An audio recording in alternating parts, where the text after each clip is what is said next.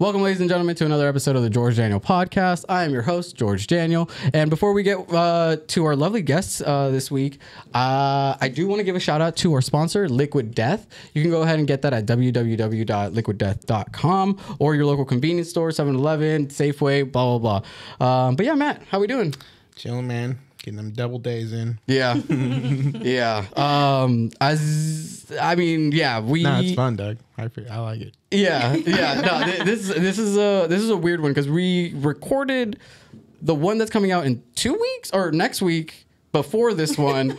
And it's like it feels real like production-y, you know, like it feels like it's weird. It's real weird. But just giving you guys a little BTS on how we're doing over here. But Matt's going on vacation. He's going to Vegas. He's going to LA. Then he's gonna be doing some cool stuff with Rick. Social stuff. Yeah, should be dope. Yeah, so that's gonna be really dope. We'll you see it on our stories. Yeah. But yeah, ladies and gentlemen, Tracyyygee, how we doing? What's up, everybody? Before we get started, do you want to just real quick give out your IG, where they can find you on Twitch, where they can find you and all that? Yeah. What's up, everybody? It's your girl, Tracyyygee. That's 3 Y's, 2 E's, 1 E. What's up, G's?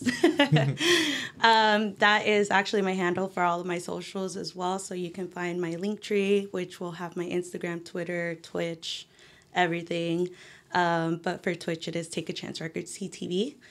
And yeah. Dude, hell yeah. Dude, shout out Linktree. Honestly, yep. Linktree is the GOAT. Because if not, dude, how the fuck would I just wouldn't know how to 10 put links on Instagram yeah, bio. Like. Literally. It's just like it looks like you go on my page and it's just code. Like, like that's so weird.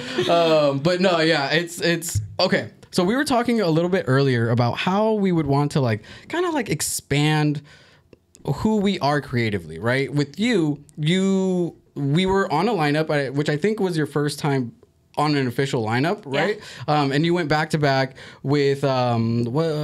With Rain, yeah. And that was at Noite in San Jose, which was really dope. Unfortunately, the person who I was supposed to go back to back with had some car trouble, I believe, or something like that.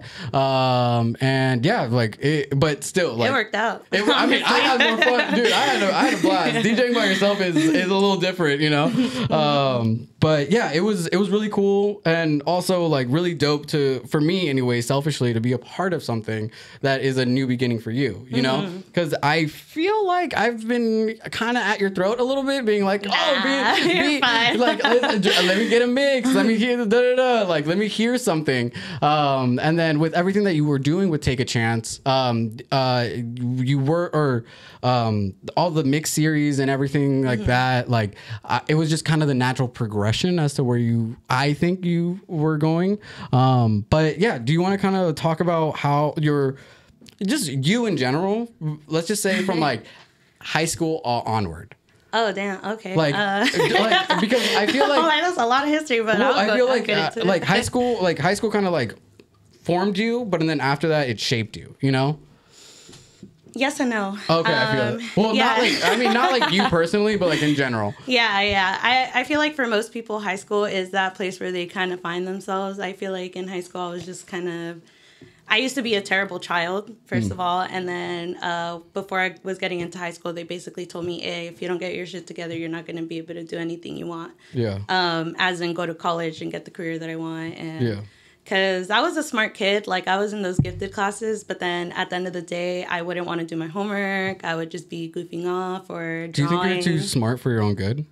Sometimes. I feel it. Because that's like me. I didn't go to class, but I still had a 3.2 when they kicked me out of the regular high school. It's weird, right? I just didn't go to class, but I still did the work. Yeah. I just didn't want to go, I treated it like college, yeah. Right? They always said, treat this like college. This is a practice round. You're all right. I'm all right, I'm not going to class today then. Yeah, I'm gonna a self-care day, just chill in the library, I was never not at school is a problem. Also, I was always at school. I just wasn't in class, which is weird also. But anyways, so high school, they kind of lit a fire under your ass a little bit. Yeah. So and then like, because I mean, for what you do for work is like you need a degree, so you got a degree. So I mean, thankfully they did that, you know, or like, you know, or else God knows, you know, where we would all be. But yeah, so after they kind of lit that fire in you to like, you know, like see the future a little bit, how do you think that kind of like with what you're doing creatively as your second job, hopefully career, how do you feel like that helped you? Well, I honestly would say that before high school, like I wanted to be an artist, specifically a singer, which is kind of funny because I'm too shy to do that. Yeah. You want to be a little Selena or something? Yeah. Yeah, let's go. Hell yeah. But, yeah, so to me, it was just kind of like my parents didn't really see a career in creative work. So I had to kind of think about like, okay, well, what would I actually enjoy? And the number one thing that I could always think of is like, I want to help other people. Because I was that kid in school that if I saw somebody being bullied, I would like go up to the person and be like, what are you doing? Yeah, I feel that. Leave them alone. Like, I honestly didn't care if I was like a social pariah. Like, I had one friend in high school, and she was my best friend basically throughout the whole time. And yeah, I mean, high school was cool, but I was pretty much just a straight edge, focused on getting my grades, thinking, well, okay, what do I need to get into college? I need to participate in clubs. I need to be in a sport. So that's when I joined soccer. Where, like, you grew up here in San Jose? No, I actually grew up in LA. LA? Yeah. Oh, shit. Yeah. Okay. Damn. I honestly didn't. I don't know why I just assume all the brown people I meet are like in the industry. We're just all from here, right? You know? Yeah, from San Jose. Yeah, or like East Bay, you know, like, and like from like Fremont onward or Hayward onward, you know. I'm like, okay. And yeah, I'm sorry, touch of racism or whatever, you know. No, it's fine. Actually, I want to say like that's probably why I was kind of a social pariah in high school, is because I was one of the few POC there. I don't know if you guys know where Burbank is at. I've driven past it for sure. But yeah, there's definitely a lot of Caucasian presence there. Yeah, I can imagine. So with that experience, right, with you being in LA and being like the odd duck, right?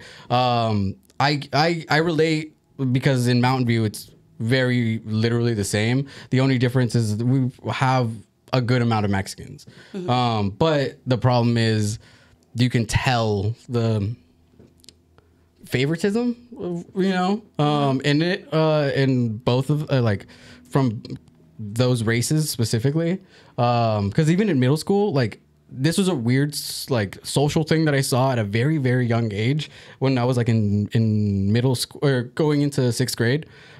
We got a brand new like field, right? Turf, blah, blah, blah. It's like Olympic, you know, whatever.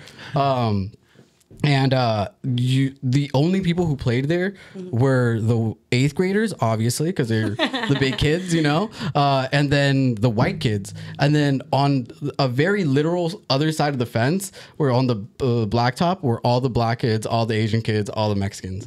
And it was just so fucking like, I can literally felt like, and this is probably me coming from like an immigrant background. It literally felt like, every time I went onto the field, it felt like I was crossing the border, like a border, not the border, but a border. Metaphorical border. Yeah, but like for real. And it was like, it's so weird. And like, even just like the way that I talked changed, you know, and just things like, it was just so fucking bizarre. Yeah. But it'll probably slip out till you'll hear my Valley Girl accent. It's super interesting. But so you grew up in LA, hella white kids. Did you grow up listening to like what type of music? And everything, honestly, except for country music. Sorry. Yeah. It sounds like they're whining even if they're singing something happy. Like I feel that, but sometimes I like. Sometimes I don't know. There's the few. I like the super. I don't know. Like I don't even know their names, you know. But like I've gone to certain concerts and I'm like, oh, this shit hits. Also, I had like a bottle of Jack Daniels that I snuck in, but like it Tennessee hit, whiskey, you know, bro. Tennessee whiskey. dude. You know Not what the I mean? Tennessee Like, whiskey. dude, shout It's a out. good song, bro. Yeah. But yeah, it like I just really enjoy music in general, and then also Same. experiencing other people's cultures. That's not my culture, but if Yeah. I were to bring those cowboys, those country folk to a fucking Peso Pluma show, you know, like it's the same thing. It's the same Man. thing, but like in the sense of like it's like if we're talking corridos and country, they're the same thing. It's just different topics. Yeah, but even then, I don't really listen to corridos, if I'm gonna be real. Like, Yeah, my yeah. family, they come from the DF, which is the city. So a lot of them used to listen Yeah. to rock en español or, like, just the main stuff. And then when they came over here, it was, like, basically rock music, Metallica, System of a Down, Damn, all dude, that. that's Yeah. hella sick. And Wait, so then- were you like a punk goth kid? Yes and no. That's what I'm telling. I listen to everything. Because Yeah. then, like, you got my mom's side, right? She would listen to, like, a little bit of R&B, reggaeton. My cousins would get heavy into that specifically. And then me on my own, I would just listen to hip hop and rap. And Right. then, from my cousins, also bachata. And then I actually got the EDM, like, house music from my mom. Because when we were, when I was that's so younger. sick. Yeah, like, when I was younger, she used to play it all the time. Like, "This is house." Like, I don't know if you Yeah. guys know that line. Like, Dude, that's fucking crazy. Yeah. That's like that's for me. Like in my family, we're I guess more like brown than I thought. You know, was like normal. Like I thought my reality was everyone's reality. I'm like, oh, so you like even if you were Asian, you're like.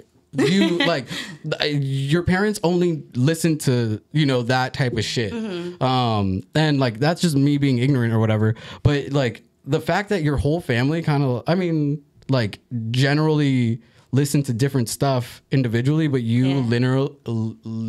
linearly, right? I think I don't know. we'll just go with it. Yeah.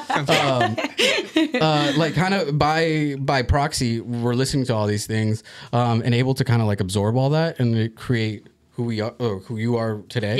Yeah. So that's kind of tight. That's kind of like, my family was very just like banda, cumbias, corridos, and like duranguense, and just like that shit, you know? Oh, no. Yeah, It's like I couldn't real even name brown. artists or tracks Dude. from that genre. Yeah, like, yeah, like Like, when, my family, they're like deep city people, you know what I mean? So it's like you always It's- listening to whatever's popular in that city. right. And So were you like big on jerking and shit?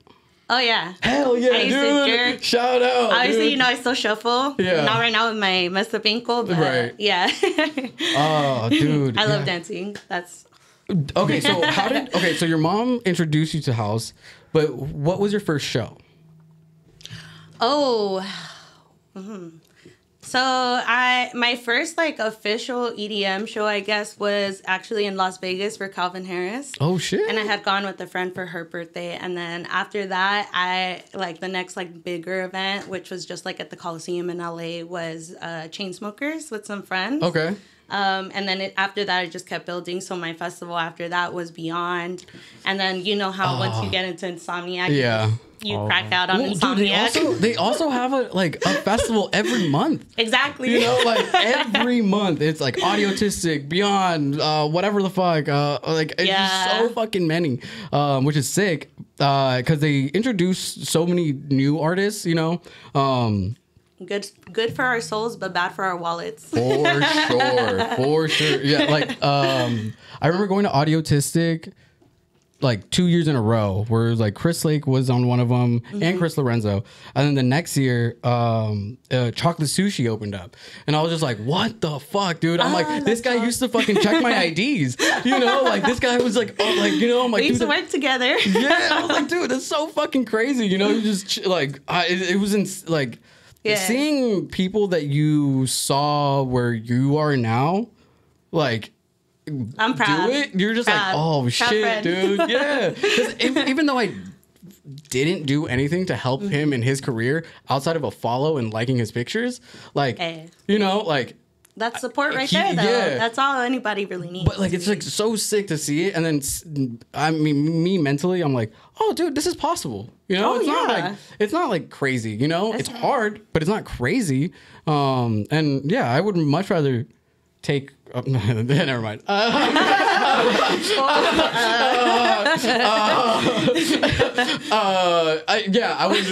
I would much rather fight for something I care about than just be lazy and roll over just because it's hard. Yeah. You know. But yeah, you know. Okay, high school festivals, your mom introduced you, you got the bug, going to Beyond was your first festival. This is what, 2018, 19? Oh, no, probably like 2016. 2016. So, yeah, Okay. fun fact, I stayed a straight edge. Wait, how old are you?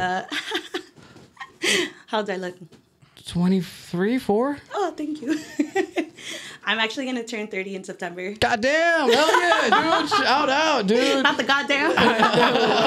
No, that was a good one. That was a good one. It wasn't a damn, you know?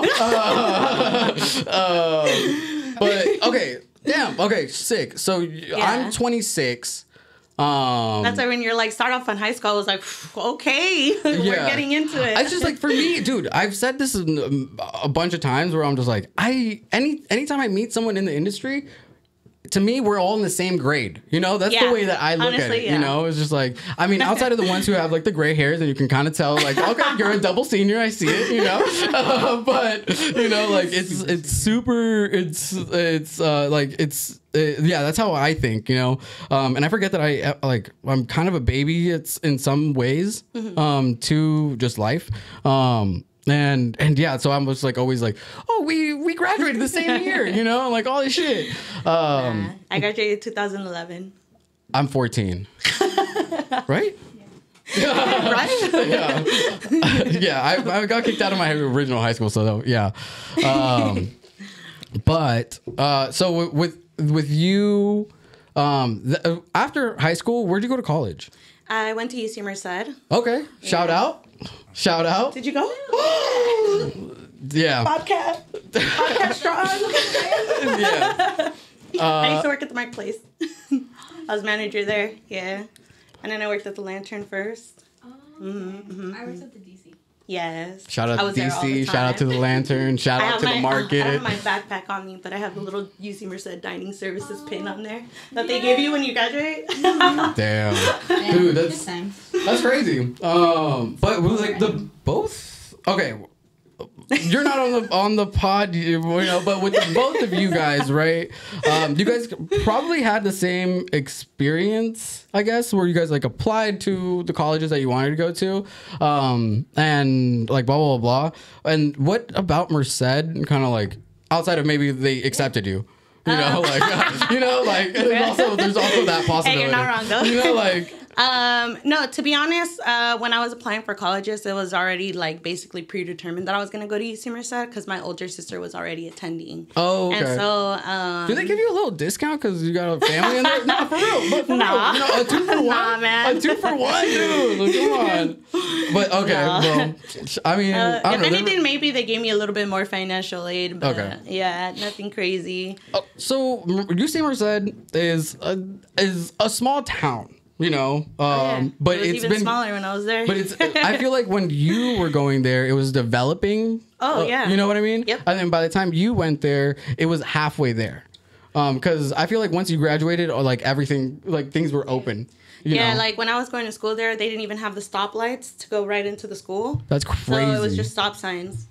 Damn. Yeah, I remember that. They didn't even have electricity. Dude, Dude, everyone with candles and shit. Like, Hey, man, they were actually like the most eco-friendly school. Like That's sick. They were like, I don't know if they were the most sustainable UC because obviously they're the newer one, so Right. they got to build everything from scratch. right, and right. Decide how sustainable they want to be. But that was one thing for sure that they always promoted. UC Merced is pretty young too, right? Yeah, It's when like 2000s, right? 2005. Dude, that's crazy. They opened. Yeah. Oh, dude, that's so insane. So- but it's a UC, so it's credible, you know, all this shit. But like, dude, like, you guys are older than the college. Like, you know, Yeah. like that's crazy.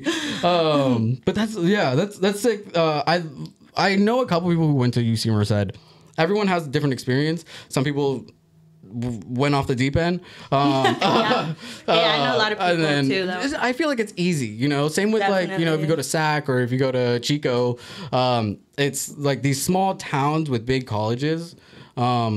Is never a good thing, I don't think. Even just Santa Barbara, like I mean, to be honest, it's because there's not really anything to do other than drink and do whatever else you want to do. And especially if you're like with peers, and there's no one outside of your teachers who are older than you, like you're just kind of like, dude, we run this, you know?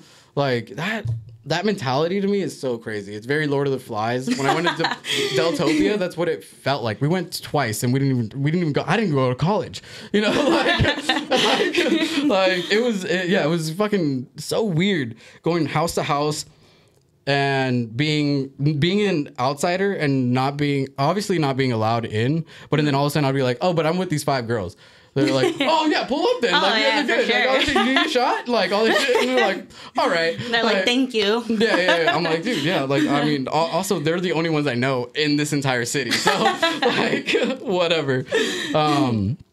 But yeah, it was like with your experience in college, where you were talking about being like straight edge all throughout. Yeah. And how was it difficult navigating through that, or by this point do you feel like like people in your like surrounding area were respectful enough to be like, oh, let's not tempt her, you know, type shit? Or was it hard? I mean, to be honest, I'm kind of an introvert, so it wasn't very hard for me to stay to myself and be good. If anything, I actually got homesick a lot. Yeah. So probably the first semester that I was there, literally every weekend, I was just driving back to LA. So 5 hours there, 5 hours back. I didn't care. I was like, I made it so that I only had classes on Tuesdays and Thursdays, but then I was also on the soccer team, so I had practice for that Monday through Friday. What position did you play?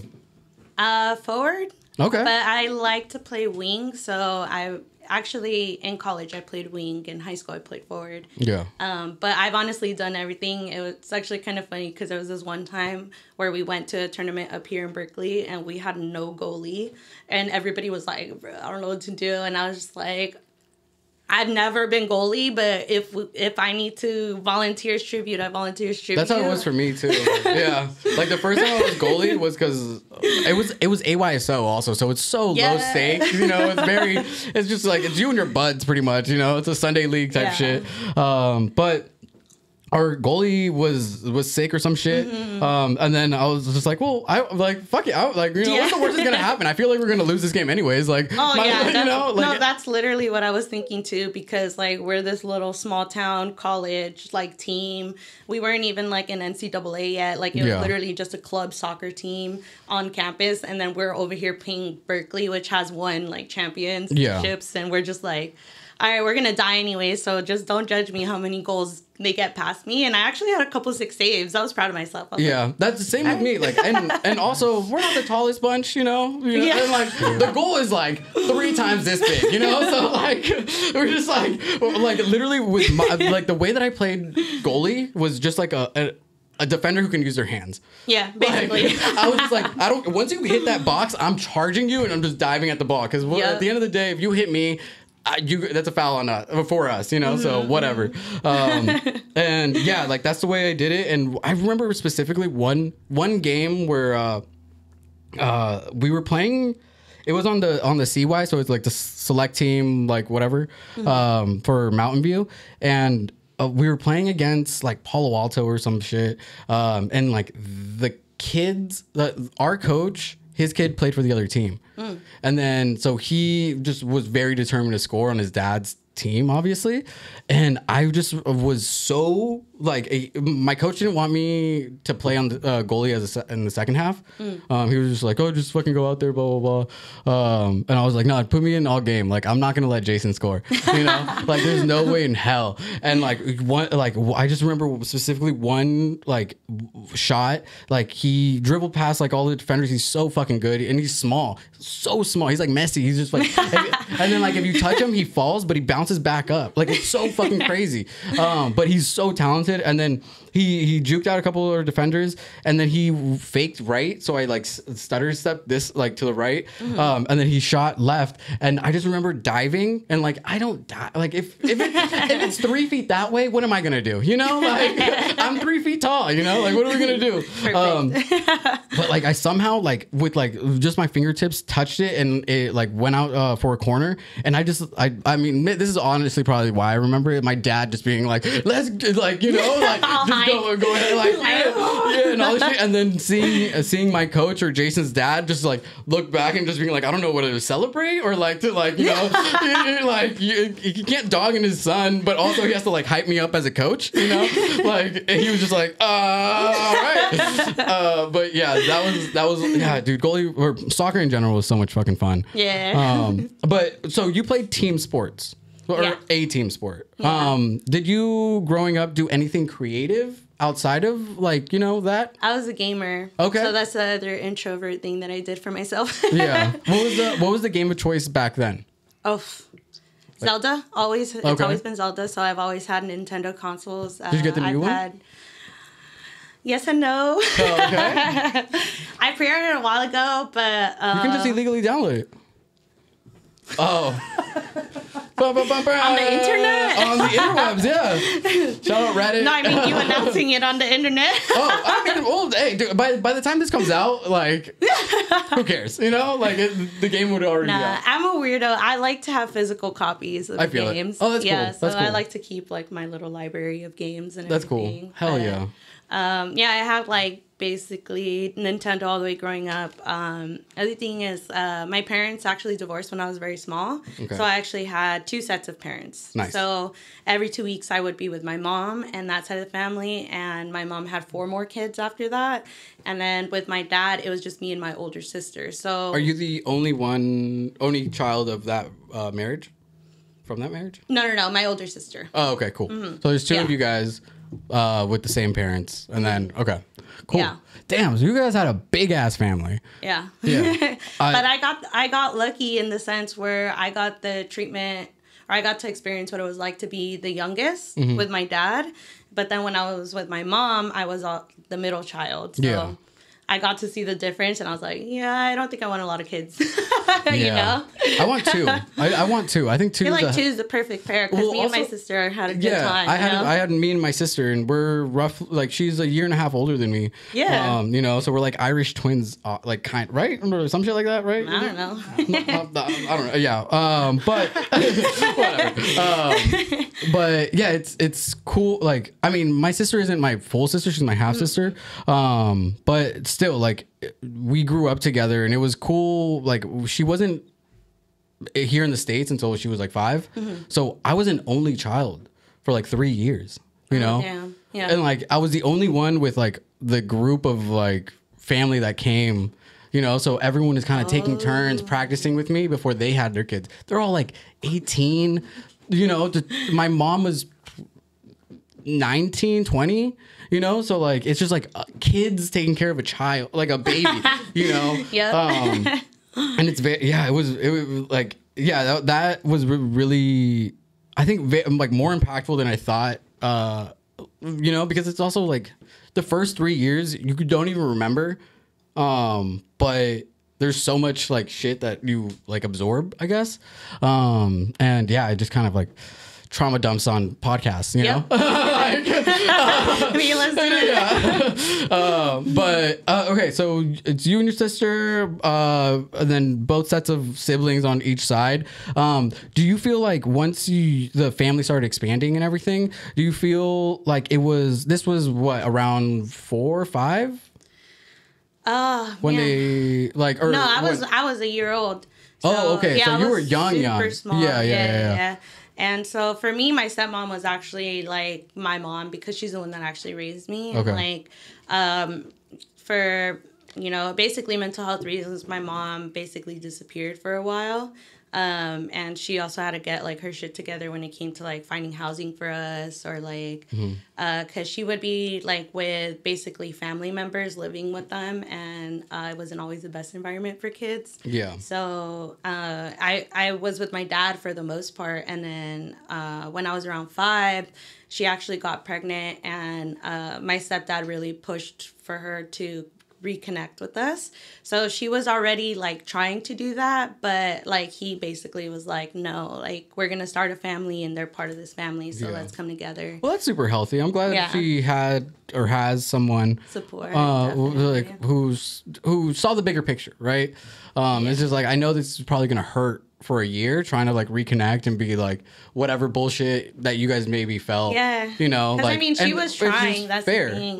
But it's also super fair. Is like, maybe as a child you don't have the words to articulate exactly what you feel. But we do act out. We do stuff. I was you a know what I troubled mean? child. Like, no, I feel it. Dude, my parents were like, they're together, but they weren't together. And then shit happened around when I was like 6, and then dad wasn't in the picture, and then all of a sudden my mom was like, well, you need to like spend time with your son. Maybe she also was tired of just dealing with me. You know. So there's also that. But like, so I would go over to like with him and spend like some days and blah blah blah. Yeah. And then they got back together, you know, and then, but he was still like on the couch type deal, you know. And then all of a sudden, like, and then once again, like when I was like 17, my dad was out, like gone. So it was just like, it was very like in and out growing up. But I like, regardless of it, I don't know why. I think it's maybe because I had so many people taking care of me. Yeah. I realized that all these people are just humans. You know, so I was just like, I like, as much as like what my dad did is horrible and you know, whatever. I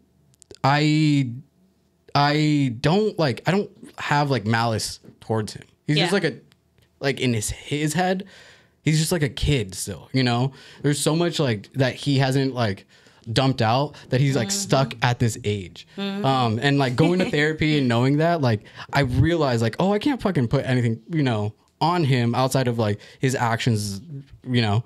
But yeah, it was like that 17 to like 19, I was like very just like, what am I doing? What is this? Confused. Yeah. And like, and also like I said this on the podcast last week, I think, or 2 weeks ago, where I was like, I really like want to be a dad. Like that to me is like super, like that's like a goal of mine. Like, but also it's just like, I think it's mostly to be like, fuck you, like I know how to do this. I didn't, you know, like, you know, and then like that's selfish. You're like, this is how it's done. Yeah. I mean, I think it's still selfish, but I think having a child is selfish. Yeah. You know, you're it's a carbon copy of, or half you know, of you. Yeah. And your partner. So it was just like, yeah, I mean, regardless of any choice you make, it's a selfish choice. Like, if you don't want to have kids, it's most likely because you want to be able to invest in yourself. Right. Right? And that could be seen as selfish. But if you want to have a kid, that's also selfish because, I mean, just thinking about how the world is. yeah. You know, like, you're kind of putting them in that shoe. But it's kind of being able to have that connection with somebody that's, like, a part of you and that has, like, your cells, literally. Yeah. It's just a whole other wavelength. Yeah, it's crazy. Oh, dude, yeah. It like really doesn't matter. Anything you do is selfish, so you might as well just do whatever you feel is best for yourself. Right. Yeah. Yeah.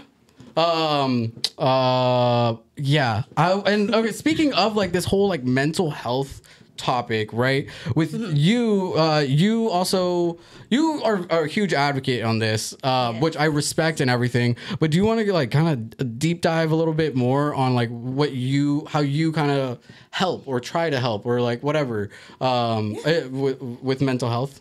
Yeah, I mean, right now, the biggest thing for me is just advocacy and being able to build the label, because that's really where I'll be able to put a voice to the advocacy, especially within the entertainment industry. Not a lot of people like to talk about it, and that just becomes an issue because if they don't know what they're getting themselves into, then they don't understand why they might feel certain ways or do certain things. Like, they just continue to do it because they think this is how it's supposed to be. This is what I need to be doing to feel good, or this is just what the best thing in life that I can get. But Yeah, I mean, personally for me, like I've always dealt with like anxiety and depression, and shout out. Oh, yeah. Shout out mental illness. Let's Shout go. out mental illness. Yeah, like honestly, like I don't even know. Like sometimes I just think I have everything, like ADHD, even like because I can't focus and I need to be moving. Like even like this ring I have, like it's like a little spinner ring, so that if I need to be sitting still, like I can at least still have something to mess with because I'm like. Well, I mean, like proof is literally on the podcast, like how fucking twitchy and just like how weird I am. Like, just like, dude, I know I have problems, right? Yeah. None are diagnosed except for like my like sad depression, anxiety shit. Yeah, same. But like, yeah, it was really weird. In elementary school, they would make me take like tests and shit, and I'm like, I'm not autistic, I'm just weird, you know? Like, I promise. Like, you know, and like, yeah, same. And like, yeah, I don't know. It was really weird. And it's, I'm dyslexic. I'm ambidextrous. You know, like all this shit where like people would do, like even like in baseball practice, they were like, "This is how you hold a bat," and I'm like, "That's how you hold a bat." Like you know, like that's not how I hold a bat. You know, like I don't know what to tell you. And it's just like weird shit like that where like you kind of have to like. You have to create workarounds in like normal society, right? Like if you're like anyways, but but like with what you're doing with advocacy and everything, like where do you feel like you do that the most? Is it on the Twitch? Is it on Instagram? Or like how do you feel like you kind of like provide a service, I guess? I mean, that's what I mean. I guess I don't really feel like I provide any type of direct service. I just feel like honesty is the best policy and the best way to get anything across to anybody. So that's why I say I'm an open book. You know, there's things that are painful to talk about, and like, I might cry talking about them. Those are my favorite things to talk about. Those are my favorite things to talk about. I hate this little like chitty chatter, like bullshit. Like, same. I went to this nice little restaurant. They had the most amazing like avocado toast, and I'm just supposed to be like, all right, I know how avocado tastes. Like, I'm like, did I ask you for a recommendation on avocado toast? Like, it's just like, it's just like I don't. I'm like, or you could have just kept that to yourself. You know, like, you know, I was fine in my own head. It's, you know, I'm playing my own movie, but like, you know, like I was having fun. So like you were saying, like I do that on this podcast. I feel like where I'm just like, I check in with a therapist, someone smarter than me who has a degree, who studied the brain, is talking to me, you know, about my sickness. So that's why I never the only thing I do advocate is just like, go get like a therapist, and it's not getting help. It's practicing to use your brain in a healthier way. Exactly. You know, these are exercises, so like mantras or whatever, breathing, you know, like I do weird shit when I get mad. Like if you see me clenching my fists and then breathing weird, I'm like, those are my practices. That's my way to kind of like calm down a little bit and be like, all right, well, like before I, you know, spaz I just walk away. I'm like, don't test me. I'm gonna leave. And these are like the things that work for me, you know, like that's the things that I notice that work. And yeah, it's like with you, or you were saying, like trying to have these conversations with people in the music industry, which is really hard because these aren't fun conversations. We're not talking about the next show we're going to or who we're opening up for. It's like, oh dude, like, are you good? You know, like during, like even post pandemic, like even I'll like fully on his thing, it's on his bio it says nobody special or some shit like that. And like I was just like, I literally hit him up. I'm like, hey, I don't know if this is promo for a new EP or what, but like, what's up? You know, and like, you know, and I was just, like, and it's just like, dude, like I think like those things are healthy, you know. He left me on red, but like, you know, maybe I'm not the person to talk to him about that, you know. But still, like, you wouldn't talk about it with anybody for sure. But I mean, yeah, shout out Fully, I guess. Sure. But yeah, like it's like checking in on people when you met them in like a social party situation. It's hard to break that barrier, you know. Like I with coworkers, right? The moment you break that touch barrier, all of a sudden it's a whole new relationship, right? Like now, if you instead of like fist bumping them, you give them a hug in the morning. Like you now like that like the embrace is there. So like it's the same way that like when talking about mental health with certain DJs, they like it's now our relationship is so much more different than just music. Like I've had these conversations with certain artists and I won't like mention them. But yeah, like it was it's been really cool. Cause I'm like, even Lee Reynolds, I was at an after party with him, he's amazing. He's an open book, you know? And like, I was just like, oh shit, dude, like this is really tight. And I was just like, hey, well, like he's done really dope shit, like outside of music when he was growing up. And he was like a BMX rider and doing all this stuff. And he did he did something with like Nancy Reagan for the drug campaign, the Just Say No campaign, and he would go around. He did that. He did that. He did that. You know, but also, hey, I was a youth group leader. You know, like we all got our shit. You know, but I think that's good karma that led up. You know, like hey, when I said I was this straight edge, just because I was deep in the religion aspect. Oh, okay, too. cool. Yeah. Are you Catholic? Christian. Okay, yeah. I grew up Catholic, and then I worked for a Christian organization. Yeah, the thing with Catholicism, at least personally for me, is like the Bible says not to, believe in idols. Yeah. And it's kind of hypocritical for me that, Catholics, they pray to saints, they pray to the Virgin Mary, or they worship, the Rosario. I don't know how to say it. Yeah.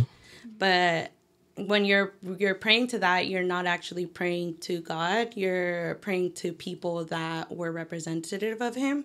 So I guess I can see their justification, but I personally just don't agree with it. Damn, that's sick. I didn't even fucking think about that. Yeah. Dude, and I worked with both of them. Oh, dude, my favorite thing is talking to religious people and just being like, I'm very combative, but I love being wrong. You know, like that's my favorite thing because then that means I learned something. You know, like that to me, I'm like, oh, okay, cool. Like so like when I was a youth group leader, we would have to read the Bible and talk about all these things. But like I knew once it circled back to me, I'd be like, so like, what are we doing here, guys? Like, what like. Why are we talking about this? Well, not just that, but I'm like, can we at this point of like modern day society just like kind of look at this and just be like, these are stories with nuggets of truth, in them, but it's not a real story that happened. I don't think, anyways. And like with that, like just take the scripture, not word for word, but for face value type shit. Because religion, I think, is really, really fucking important for kids. Like going to Sunday school, doing all this stuff.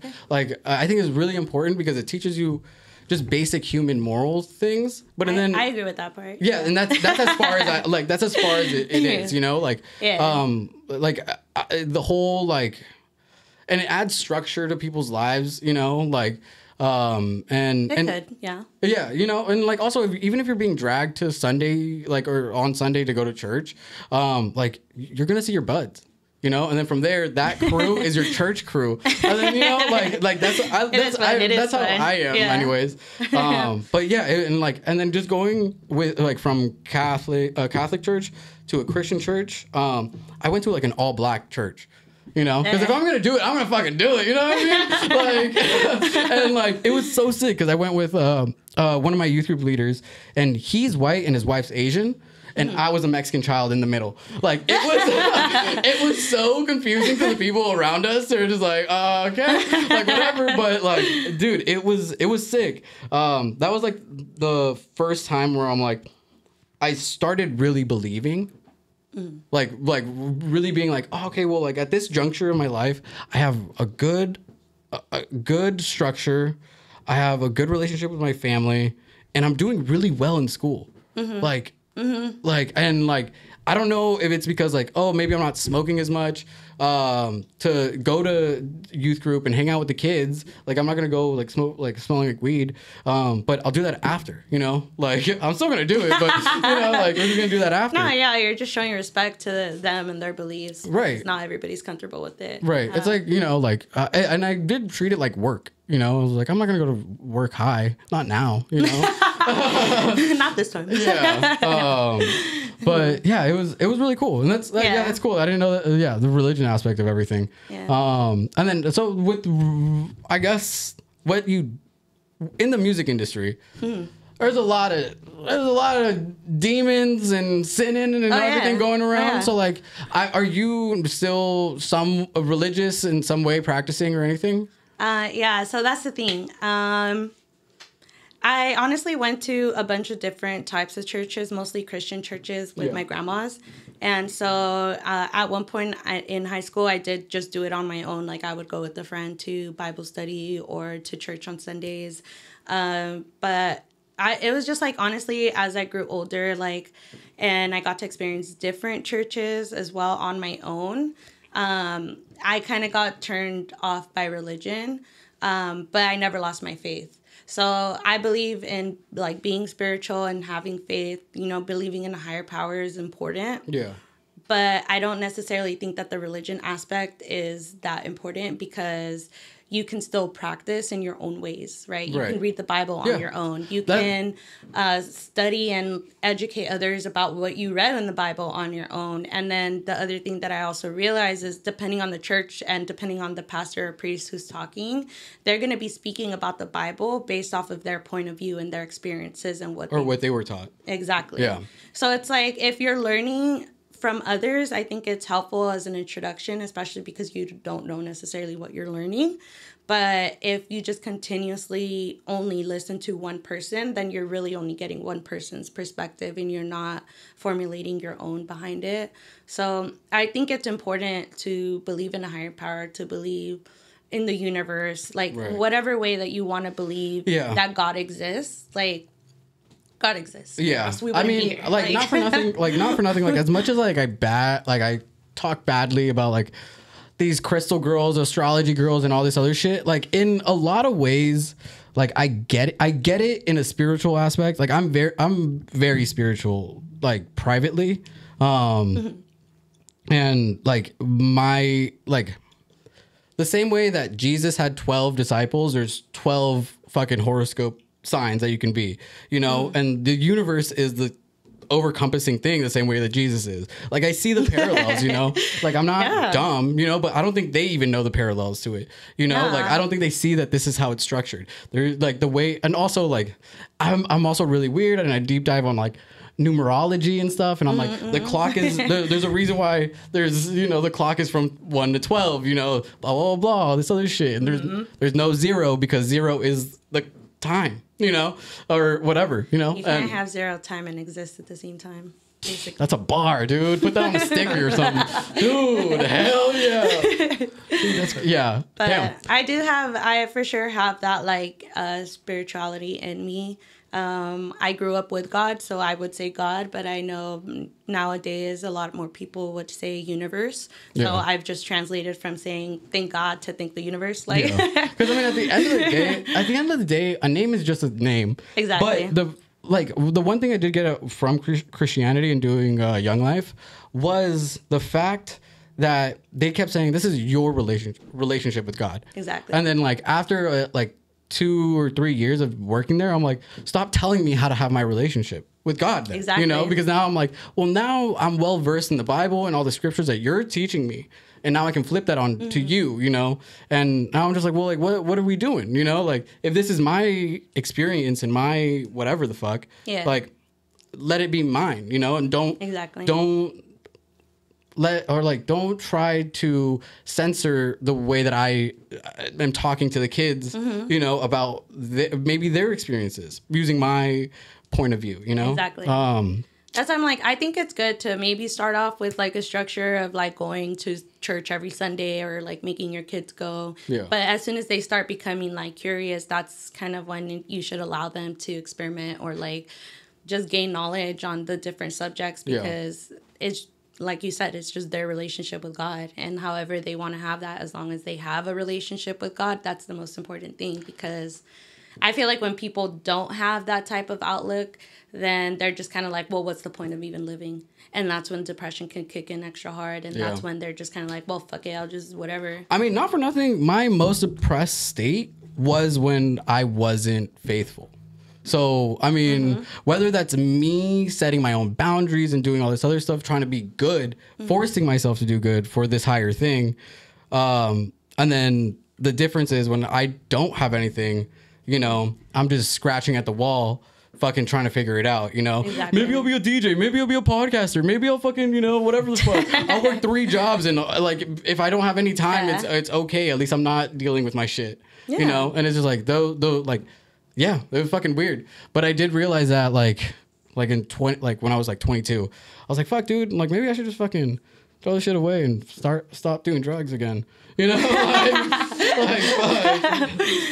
no, but it's not even about that. It's just about your values and what you actually hold dear to you and how you feel like you should live. Like, you know, if you think about it, people are prescribed things all the time. It doesn't mean that everybody should take those drugs or that everybody should be prescribed to those, but those specific drugs are helping that person. Right. And the way that the U.S. is just very strict on all of that in general. Like, honestly, I talked to like people all over the world, and their mind-blowing thing is the fact that we even had a prohibition era. Like, what do you mean alcohol is legal? Like, you know? That's crazy. When to us, it's like, well, yeah, it's normal. Like, it's the devil's blah, blah, blah, that they were saying back then, you know? That's crazy. So it's just experiences, though. That's the thing, you know? Like, when you're able to have a little bit of more self-control, it's because you feel guided in a sense, whatever that means, whether it's by your parents, whether it's by the people you're surrounded by your faith. Like, you just have to believe in something to be able to believe in yourself. Right. Yeah. And also, like, as a child of divorce, it was really cool to have a sense of family that completely didn't look like me. Like, their leader was Japanese. Like, there's, I mean, most of them were white, obviously. I mean, not obviously, but obviously. And and like, yeah, it was just so, like, it was a cool thing where I was just like, some of us went to the same schools and we didn't talk to each other. But come Wednesday night, we're fucking buddies, taking pictures on Instagram, doing all this shit, you know? And people were like, how the fuck do you know her? And it was just like, oh, we kick it, you know? Like, you know, we kick it once a week and we cry together, you know? Like, yeah, but it, like, dude, that's interesting. So that kind of, like, makes sense as to why you kind of pivoted a little bit towards, like, the mental health thing. Yeah, I mean, I feel like basically when I became like a straight edge and I was just doing what I needed to do or what I was supposed to do, like I just went in with I want to be in a field where I'm always helping somebody. Dude, your brain is so clean. Dude, I was just thinking about, like, damn, dude, years of compound damage to my brain. Like, fuck, dude. Oh, you're so lucky. So, like, I actually, when I went into school, I didn't go in with, like, undeclared. I went in as a biological sciences major. So I wanted to be in healthcare. Right. And be able to help people. But I got into it. I was a smart kid. I knew everything they were telling me, but was I going to memorize it? No. Yeah. Because in my head, I was like, why am I learning about cells when I can barely afford a cup of noodle? Like, you know, like, why am I looking deep in when there's so many problems looking out? Like, and I couldn't find my connection with science in that way anymore like I did in high school, because in high school it was just very direct. Like, you're learning this, study this, do this. In college, it's like, okay, well, here's all these theories and all the way how everything works, and now I need you to tell me to the minute detail, like, how does this work? And, like, for me, it's like, okay, but for what? Okay, cells multiply, cool. Yeah. We're already multiplied. We're already who we are. Like, how is that going to do anything? Yeah. And so I actually went with one of my friends to her psychology class. Just for fun, because I was bored. I mean, dude, there's this guy who literally, like, pretty much graduated because he just sat in different classes, like, throughout the year. And, like, no one checks, you know? Yeah. So yeah. So basically, yeah, I went to a psychology class with her, and like that's really where my mind was blown, and I was just like, oh shit, like they're saying all these obvious things that aren't obvious unless somebody points it out to you or you're thinking about it. And so from there I was like, okay, well, this is what I want to learn. Like I can help people like this. And it took me a long time to actually decide how I wanted to use that to help people. So even like when I graduated, I was still like, okay, well, I know I want to go into research, but what do I want to go into research for? And at first I did actually want to study cannabis because I saw that there were a lot of benefits to it, but it was being classified as a grade one, yeah, whatever, Schedule 1 drug, where it's like on the same level as like heroin. And I'm just like, Stupid. I literally see people smoking, like I've smoked and like, what? Yeah. Like, it's not like boiling whatever on a spoon and then like injecting yourself with it. Like, but shout out to all you guys. Shout out to all the zombies out there.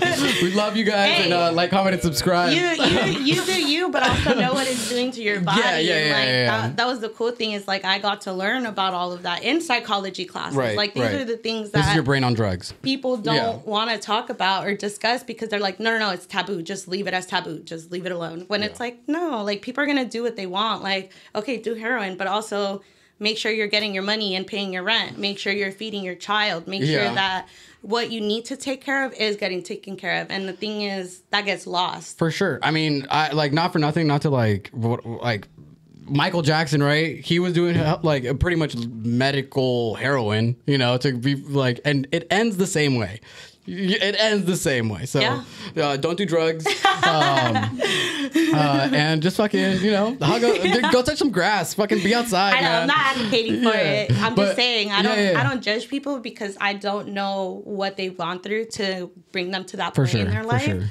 But you can still talk to them and try to figure out what did make them go to that extent, like I mean, not for, like I'm a weird kid in the sense that like I was allowed to just be outside, so like I would talk to homeless people, like just like we had. I was scared, and like I was scared of everybody though. I would talk to them mostly just to be like, so like, where are you staying tonight? Like, what do you do? Like, what do you do? That's what interested me the most. Is like, well, you have all this time. Well, you're I'm a kid, so I'm like 12, and I'm like, you're an adult. What are we doing? You have a dog. You're feeding him, like or her or whatever. But like, it's just like, what are we like, But I wasn't like judging them, but I was more so like curious to like not end up. Like yes. like, but it's selfishly, right? But it's like it's those stories of them being like, some of them are just like, oh well, my wife divorced me. I like moved into this apartment with like 3 roommates. One of them robbed me, and then next thing you know, I have like nothing. And they're like, I'm not allowed in the apartment. I can't get like. I don't have credit, so now I can't, but like, do shit on my own. And like just stories like that. And like, I'm 12 and I'm just like, I'm like, I'm 12, dude. Like, what are you talking about, dude? Like, trauma dumping on you? Yeah. And I'm like, dude, I should not have asked this guy, But is this where your like for trauma dumping comes from? Maybe. Dude, I've seen some shit. Like literally like a lot of people, not everyone, a lot of people in my life growing up, it was bottle it down until it comes out, And it's like, that was like friends, their parents, my mom, like, that's just how it was. So like, that's why I think I'm like more so curious in asking people, being like, so like, what's up with you? Like, why are we sad? What are we doing? I'm sad, but like, no one asked me, but I'll ask you so that you can ask me, like that's the reality of the situation. But yeah, that's sick that you're doing all that. But like with that said, and all the mental health stuff, like you also would take a chance, and everything. We have a couple things coming out, this or already came out, with like the mix series and everything. And who's our guest for that week? For the month of May, we have DJ Michelle Be Real. Nice, previously nice. known as Mitchie B. Oh, okay, dope. Oh, okay. Oh, yeah, okay. Yeah, that makes sense. Okay.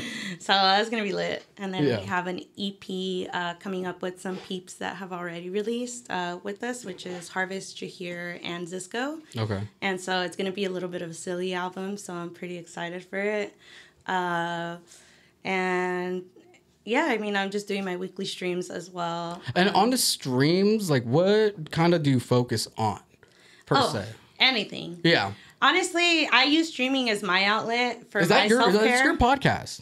Basically. Right? Like, I mean, I just talking to a bunch of people all the time, and like Yeah. I meet people. That's how I meet people from around the world. Right. I also mod for Twitch. okay. Lovely. Oh, so you're like Nova in it, dude. Oh, Follower. shit. That's sick. I've met in my friend group a couple people who are mods for channels and stuff. And it's just like so interesting to me because like I don't really like, no offense, but I don't think about you guys when you guys are at home, right? Like I'm just like, I hope you have a roof over your head, you have water, and you have food. Outside of that, I don't give a fuck what you do. You know, like you know, and it's just like it's interesting to like be like, oh shit, like you're also like somewhat creative, but you're like it like you, I don't know how to explain it. The thing is, like, with me, it's like, I don't do all of these things because I'm trying to highlight something for myself. I'm doing these things because I'm trying to build a community. I'm trying Right. to build a family. Right. Right? Tac fam. That's what Yeah. I call it that. Shout out. Yeah. But that's cool. And then you started that like what, like a year or two ago?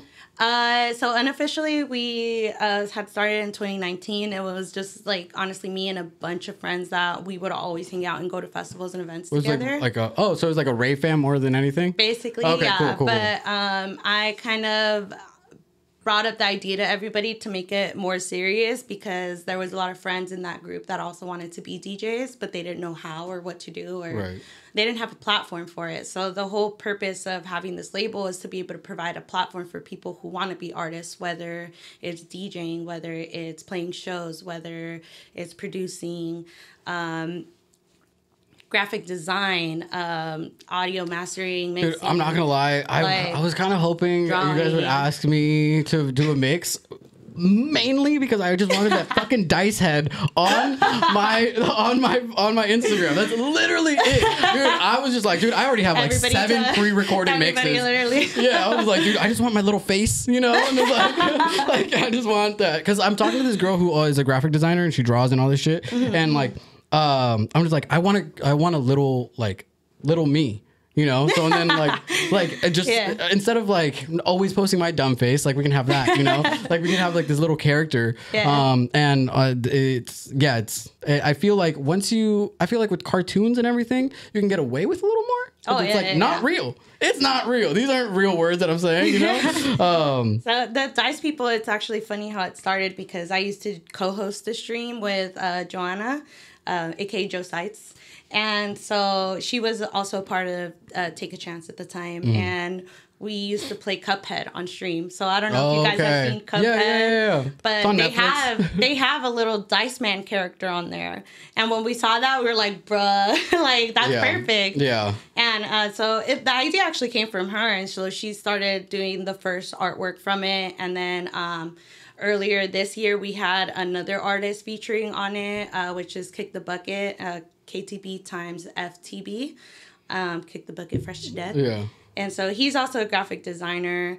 But now I'm actually doing the drawings for them. So everything basically marching on is me. Damn. Yeah. That's and it. I think it's really fun. I mean, that's dope. I feel like what Dirty Bird is doing with their albums, their EPs and everything, is they get an artist locked down for a whole year or so, and then they do all the album covers and everything. Then they do their little calendar book at the end, you know, and all that shit. And I really, really like that.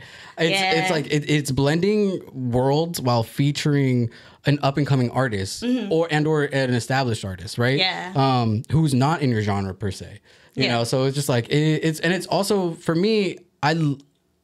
I like giving someone a prompt and then them just doing something, you know? Exactly. And it's Yes. like, I don't give a fuck how it turns out, Yeah. you know, just do it how you think it looks good. You know, Yeah, like exactly. I like your brain. Just do it. you Yeah, know? exactly. Yeah. Same. It's kind of like, I feel like it's a good and a bad thing though, because some people need a little bit more like guidance creatively to be able to do their thing. Yeah. But I'm very much a hands-off person when it comes to working with somebody. Like, I would just much rather them literally do whatever the F they want. And I'm just like, all right, everybody, here's their artwork. Yeah. So it's like, even with our releases, I don't really consider them like label releases as much as artist projects. Okay. So the artist basically gets to run with it and showcase whatever they want.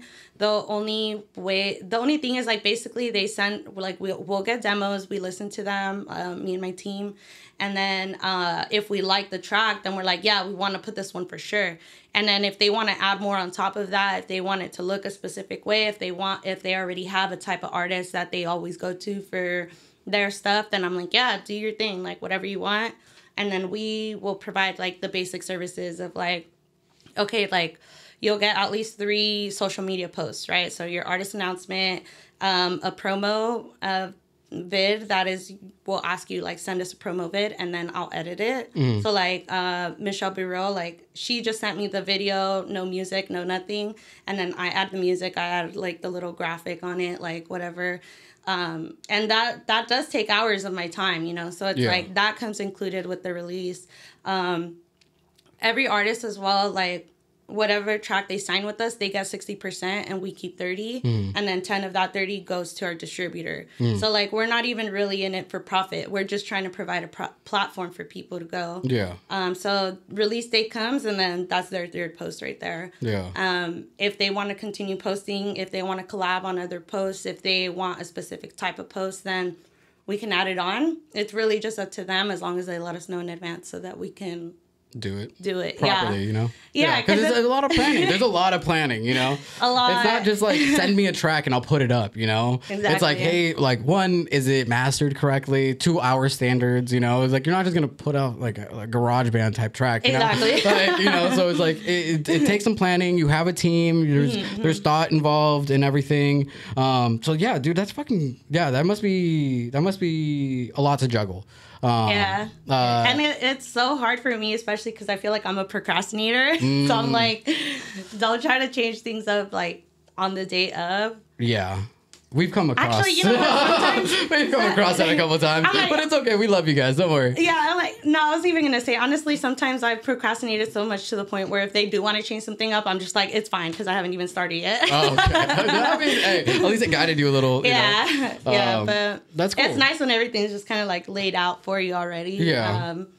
But then I can do whenever, you know. So like last year, you guys were doing more like events. You guys were right. Yeah. So are you guys planning on maybe jumping back on that? Because we haven't done shit in a year. So like, sorry, Bay Area. I know you guys aren't looking, but we haven't done anything. So like, it's fine. Yeah. I mean, so the thing is, we started off with a large group of people, and like slowly people started going off and doing their own things. And the thing is, like, that's also our purpose. Like, we get you started basically so that you can go off and do something better and, you know, be great. Yeah. So we had, you know, at one point we did have Fully on the label. We had Joe on the label as well. Fully went off to do his own thing. Joe, I believe she's in Bump and Grind now. Yeah. And she's also managing 96.5. I'm not surprised. Sorry. But I mean, shout out to 96. They just had a show yesterday. I mean, this was like fucking weeks ago. But yeah. Yeah. So. And that's good. Like I'm proud of them, like for being able to like spread their wings and do their own thing. For sure. Yeah, I mean, this is the whole purpose. So, yeah. And then even before that, we also had Andres, and he was our events person. So after he left, we kind of all collectively decided just to calm down. Yeah, I feel that. Yeah. Because we need more people to be able to do that type of thing. And we're not necessarily at the place where we can just hire people.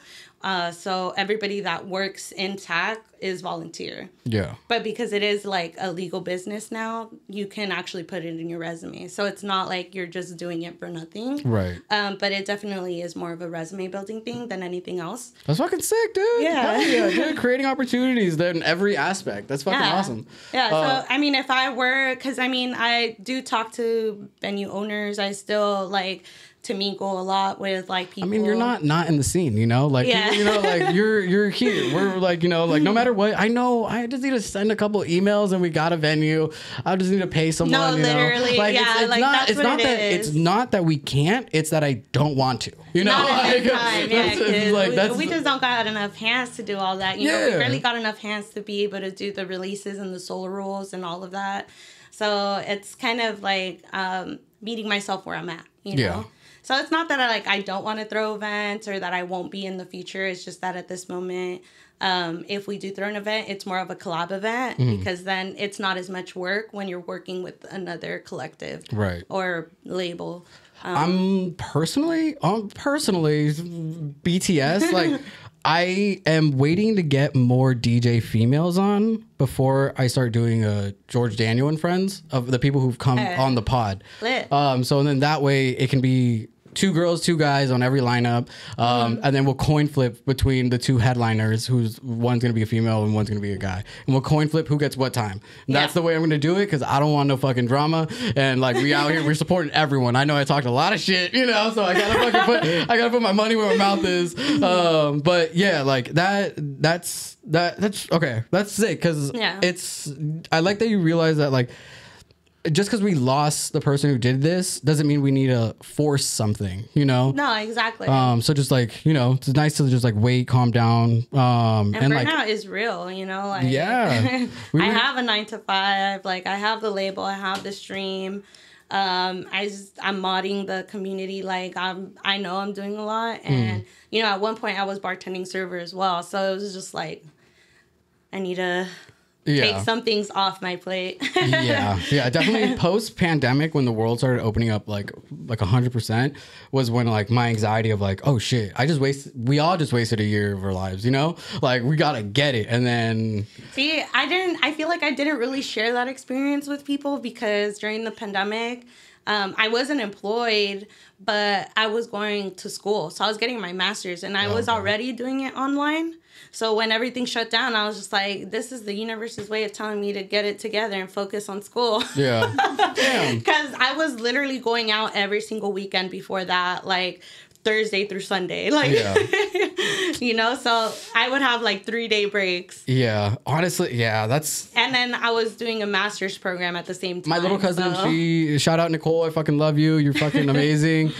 She's getting her master's, or she just graduated, and now she's going to go and get her master's and everything.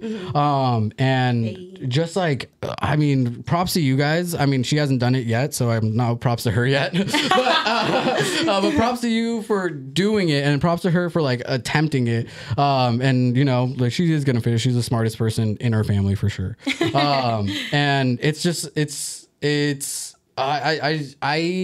get so hyped when I see people getting a degree is cool, but then like doing more in it, you know, is like kind of tight. Like that to me is just like, oh, you really care about something, right? The same way that like if you're an employee at Google, that's cool, but like talking to some execs, I'm like, dude, like it's either nepotism or you really love what the fuck you're doing, you know? But it's one or the other, you know? And it's just like, oh, dude, like that's cool. Like an employee, not knock anyone's hustle or whatever, but like it's just like, oh, okay, like you know, you got contracted, you're doing a service type shit. And yeah, it's just like I like people who go above and beyond. Like that's cool. And yeah, dude, fuck yeah, dude. That's honestly, I like to take breaks in between things too. Like, so when I graduated with my bachelor's, I waited like 2-3 years before I went into my master's. And like even now I plan to get my doctorate, but I'm not gonna do that for like another 2-3 years. And like it was like once I graduated, I was like, okay, in 5 years I'll worry about it.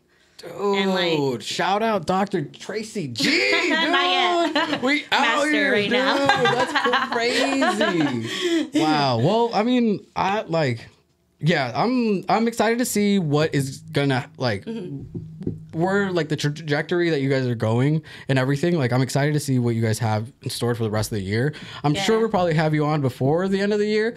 You know, as a little checkup, like how we doing, what's good. But no, yeah. I mean, honestly, I wish I can talk to you forever. But yeah, I still gotta go to work. It's early. It's all this shit. Just know we're in it for the long run. So that's also why we're not trying to rush anything. Basically, I'm trying to be able to get grants and stuff from the 1% to be able to fund the label in the future, so that we can be able to provide free shows, free awareness. Well, not free awareness, but awareness on mental health during those shows. I know a guy who has a plug with Liquid Death, and they, if we want to do something, let me know. Like that would be really cool. Like I stream 3 times a week, so I want to do brand deals where they pay for the show, but I do all the work. Exactly. Like that's. I'm like, dude, I'm not trying to give me money. No, like really quick, I guess. That one thing that like I was kind of like confused, I guess, about on the show that I was playing at is that it was such a like I want to say local. Yeah, for sure. I'm on group. The lineup. Of course, it's local. Like a local group. So like you would expect like the artist just to be able to have like unlimited guest lists because that means more people to support. Right. And then especially for somebody like me where it was my first show, like I'm not gonna tell people to pay to see me play for the first time when like I don't even know what to expect. Like, is it gonna be good? Like, I don't know. I mean, to defend them a little bit, I guess is I think it was the club's agreement. The club in itself is new. So they need to make as much money. Dude, they're doing salsa nights and bachata on Tuesdays and shit like that. They're just fucking trying to make their money, which I respect. So like, I think that was on them in order to get, Yeah, it might have been because there was probably a cost associated with renting out the space. Yeah.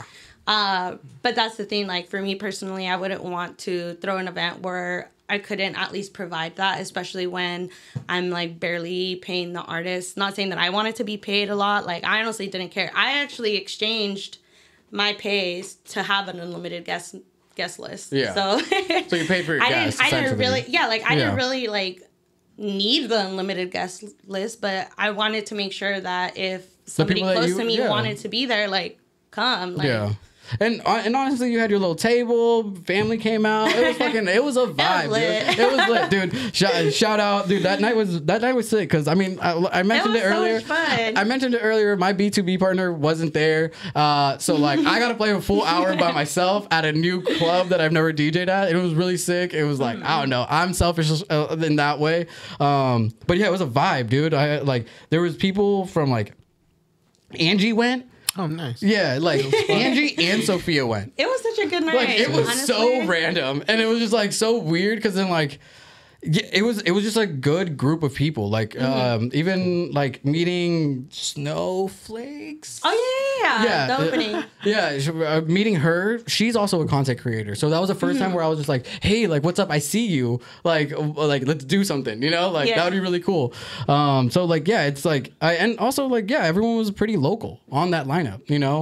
Like no like I don't think most of those people have played outside of like the Bay Area, if that makes sense. Like, it'd be dope though. I'd be so down to play again, honestly. I had such a blast. But if do you want to let the people know where they can find you? Take a Chance, everyone. I mean we're Take a Chance Records. I would say Linktree is the best place to go to find events if we have any. Our most recent dice rolls, which are actually playlists made from people in the label. Our solo roll guest mixes. We also have our email, admin@takeachancerecords.com, if you guys want to send us any demos or just want any feedback on anything, honestly. I think that's mainly the bigger things. Yeah, and then people can find you... People can find me Tracyyygee.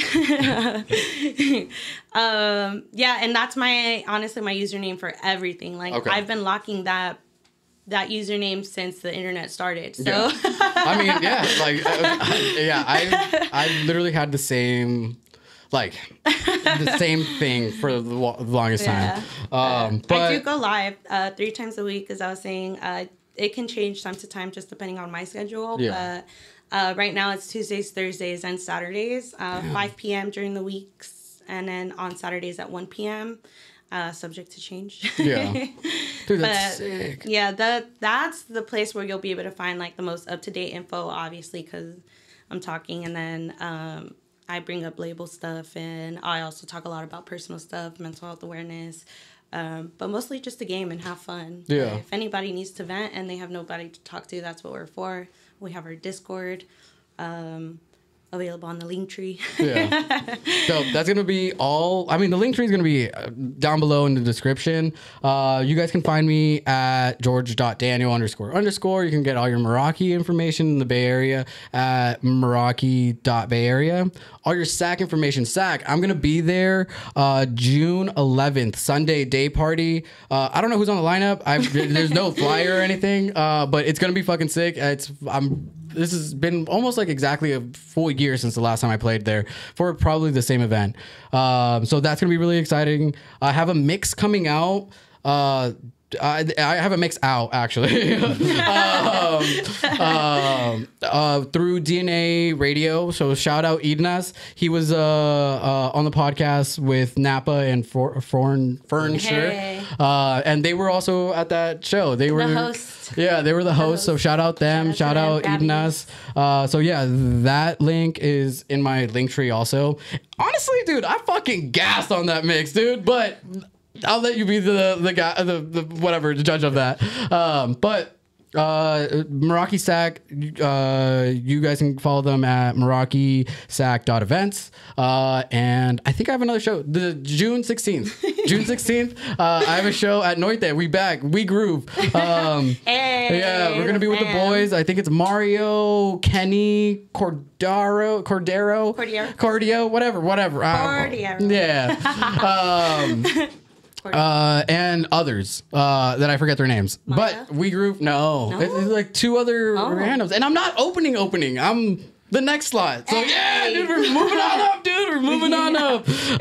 But yeah, thank you again for coming. Please remember to like, comment, and subscribe. It really helps us. I'm gonna post what the bare requirements to get paid on YouTube is, and we're so far away from that like we need to start picking it up. So please like, comment, subscribe. I appreciate you guys, and peace.